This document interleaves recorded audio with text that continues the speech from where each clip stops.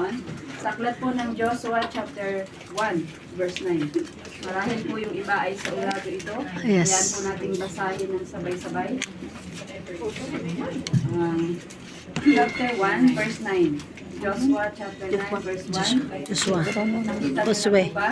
Babasahin ko po sa aking Biblia. Ang sabi po dito, alalahanin mong lagi itong aking tagubilin. Magpakatatag ka at tibayan mo ang iyong loob at huwag kang matatakot o mawawala ng pag-asa. Kung si Yahweh ang iyong Diyos ay sa iyo saan ka man pumunta. Ito ay manalangin. Manaming Diyos, kami po ay nagpupuri at nagpapasalamat sa inyong pong kabutihan, sa inyong kadakilaan.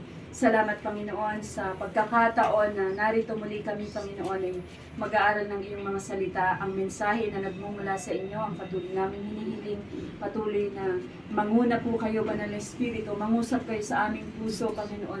Kayo ang Diyos na nakakaalam ng higit sa lahat, Panginoon, ng pangangailangan ng inyo pong mga anak, O Diyos. Ang inyo pong mga salita ay patuloy na magkakaroon ng kapangyarihan sa aming buhay. Salamat po, O Diyos, nakin po namin ang patuloy na katagumpayan ng gawain ito, O Diyos. At muli, sa iyong pinakamataas na papuri, pagdakila at pagluwalhati, ito po'y aming dalangin.